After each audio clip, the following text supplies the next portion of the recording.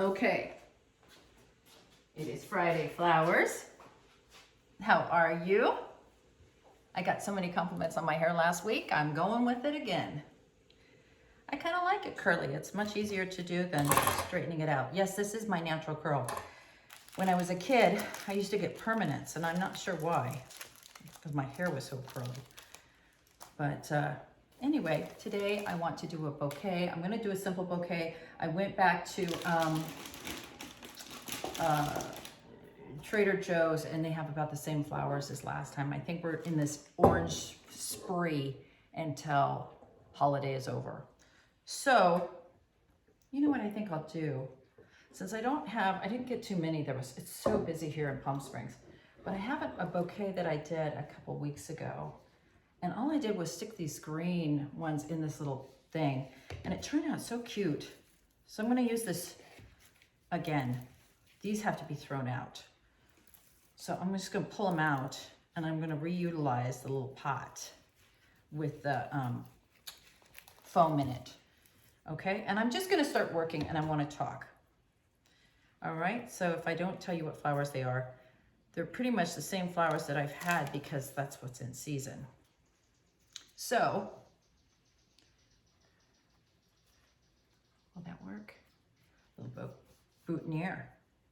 Okay, so I've got my little, it's silver, and I think it's so cute because it looks like a silver dish, but it's really plastic. And then I put the, what do you call it? The foam in there. And I'm gonna add a little water. A little more water, it's completely soaked. So this little foam thing, what you're supposed to do, which I did, and I just go flowers out of it so I know it's soaked all the way through, is that if you soak it in water, the way you can tell it's ready is it sinks. If it floats, it's not full of water yet, okay? So that's the little foam thing. I got that at Michael's. I get my foam at Michael's. And I am gonna take a little packet and I'm gonna dump it in here anyway. And I know it's hard to see. It's hard without a cameraman. It's hard to see that what I'm doing down here because I'm not doing tall bouquet. So that means I should probably tilt my camera a little so you can see what I'm doing. Okay, hold on. Today I want to talk about selfishness and self-centeredness, which is a rough topic. Oh, see? Look at there. That's better. Okay. Now you can see. I just put a little fish food or flower food or whatever that little packet is. I put that in there. Okay, I want to talk about selfishness and self-centeredness, which is kind of a crazy topic. Not everybody wants to talk about this. In fact, when I first got sober, I got these again because I just love those. I got those last time. See how they lasted a really long time, but they started to turn brown you can see the brown. So I brought some fresh ones because I really like them. So when I first got to this new group that I go to, I call it Back to Basics group. All they do is talk out of the big book. They don't discuss dog training or cat training or anything like that. Sorry, I've got a raging sparkling water addiction. I love sparkling water. I like to try all the flavors. It gets me really excited about that. I've got a friend that drinks them too. She's not an alcoholic. She just loves sparkling water, and we're always trying to top each other with the flavors we find. Anyway, back to selfishness and self-centeredness. See, I'm talking about myself. So I first got back to this group, and oh my God, they were reading out of the book, and everything was about selfishness and self-centeredness. And I was like, I don't get it. I've been going to AA for years. And we always talked about gratitude. We always talked about gratitude. We never talked about selfishness and self-centeredness. Where did this come from, right? Little orange dahlias I'm going to pop in there. See how I started popping those in there? I'm just going to use what I've got, which sometimes works out better than planning.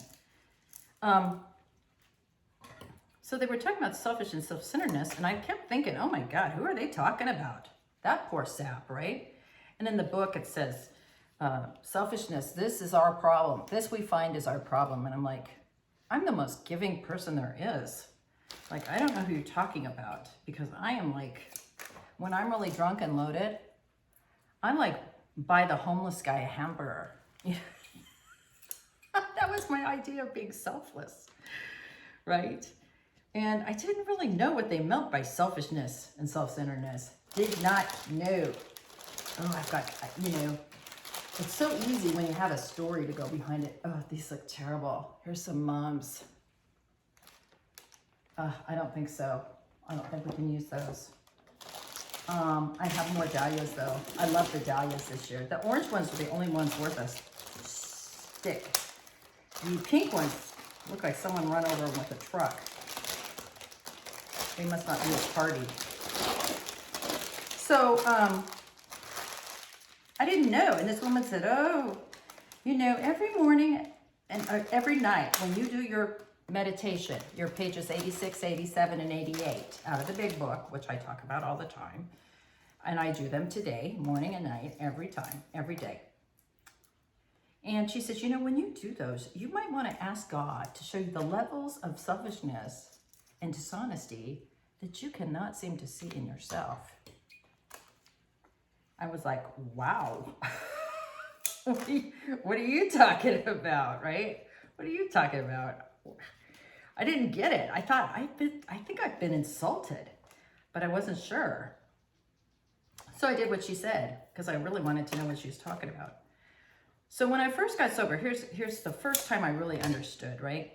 So when I first got sober, there was a woman. I was homeless, as most of you know. I was pretty much living out of my car. And this woman in our AA group was kind enough to take me into her house. And they detoxed me. I had no money. I mean, I was a shit show. Shit show. I'm going to put that on a shirt. Shit show. What could I say? Recovered shit show. Oh, that's good. Would you buy one of those? I would. Recovered shit show. So I was recovering shit show. And that is really funny. And this woman took me into her house. Now, she was a very busy woman, and she owns her own business, right? So she takes me in her house. She doesn't know me from Adam.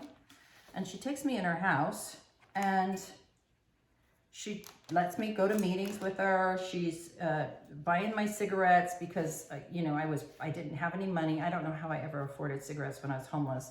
Bumming them off of people constantly, I guess. Big pain in the ass I was. And anyway, she was kind enough to do this. She was running a restaurant in downtown Palm Springs, right? And it was busy, and it was season. I didn't know that. I didn't care about that. You know what I mean? I didn't even know that this was her busiest time. And she would say to me, she said, okay, now you can stay here. Look at this dahlia. Can you see that? Is that just like, oh, so beautiful. God, I love flowers. So she says, you can stay here, but I've got house rules. And I was like in my 40s. And I go, house rules? What am I, 2? You know, I was all offended. Right there. I mean, someone is taking me in their home, feeding me, buying my cigarettes, helping me recover. And I was like offended. Do you see? Isn't that crazy? That's crazy. So, so she says, here's my rules. 1, I work. So you got to be in the house, in your room, with your door closed. I don't care what you do in bed, but you got to be quiet, because I got to sleep. And I got this weird sleep thing where if I wake up, once I'm awake, I'm awake. I was like, you know what I mean? So I'm still judging, right? So this is really funny. So she gives me these rules. She's got some crazy rules I got to do. I got to be at every meeting, 2 meetings a day. I got to be there early. I got to open up the club room. I got to welcome the newcomer. I am the newcomer. I didn't get it. And there was just all these things. I had to help her with her laundry. I had to do this. I had to do that. So I'm doing this, and I'm hating it. And I'm telling everyone in the meeting how horribly I'm being treated. She is so ridiculous. She is being so strict. I can't believe this. Can you imagine at my age, a curfew, right? I'm just a hot mess living in this woman's house. So I'm complaining and I don't know why she kept me there, to be honest. I would have kicked my ass out. But anyway, she kept me there. And I started doing the program. And I did, I had to do the steps if I was gonna live with her. I had to do the work, blah, blah, blah. And I did. And then I had a date. I'm probably a month into it. And I had a date, maybe 2 months into it, I don't know. I lived with her for several months. And till I could get a job and start working. And I don't even know how I got a place. My credit was horrible. Anyway, so I'm on this date and I'm in a neighboring town. If you've ever been to Palm Springs, there's a neighboring town called Palm Desert. And I'm in this neighboring town with this guy and we're at dinner or something. And I look at my watch.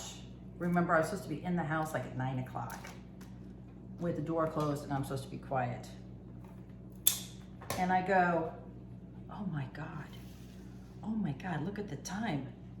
Oh my God, it's 8:45 or something, and I've got half an hour drive. I'm gonna be late. And I know this woman. She might sound like she was a cream puff, but she wasn't, and she would have just put my shit right outside.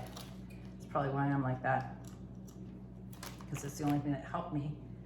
So anyway, I told him, I gotta go, right? He goes, you're kidding me. He goes, how old are you? I said, you don't understand. She works for a living. She has a restaurant. She's like up every morning at like 5 and opens this restaurant in the morning and works all day and doesn't get home till like 8, jumps in the shower and goes to bed. Like, this woman is just busting her ass and she's letting me live there for free, right? And then I jumped in my car and I started rolling back, and about halfway back I went, oh my God, I get it. I get it. It took someone else, right, to complain about her, for me to see that this woman had been helping me. How selfish and self-centered could I be that I was complaining about free food, free help, a place to live? I had been homeless. I mean, how freaking selfish. I mean, I had no idea, and it hit me hard. I was like, oh my God, how many other things have I seen wrong, right? How many things have I thought that I was a victim and I'm being mistreated because I wasn't getting my way? I am telling you, that was a big moment for me. And there was a lot of other moments like that that God kept throwing in my face to show me how selfish I am, how I have to be okay first before anybody else. And remember, I'm not talking about codependence here. I'm not talking about codependence. I'm talking about alcoholics. I'm talking about us takers. Take. You can't do it enough. Buy me, bring me, take me. What are you going to do for me now kind of people? I mean, Jesus. Oh my God. So selfishness and self-centeredness is, can happen in a club room. If you are in a meeting and there's a new person there, and they're trying to get some help, and you start fighting with another member in front of that new person, how selfish is that? I mean, this might be the only opportunity that a person gets to recover, and you want to make it about you, right? Someone took your spot, or someone hurt your feelings, or, you know what I mean? Oh, that's really cute, look. Cute, huh? Little fun. But really, I mean, how selfish can you get? I never want to be the reason that someone doesn't get an answer. I never want to stand on principle so I can be right at someone else's expense. I could not see that until I did the 12 steps, until I started asking God to show me. And he didn't do it like in a bam way. He did it in a slow way, where I came to it myself. That night when I was driving home and I thought, oh my God, everything I just said to that guy, right? I had never thought of it before. This woman had given me everything. And now today, I will tell you, this woman, I would do anything for her. Anything. I moved out, I stayed sober. She is like a sister to me.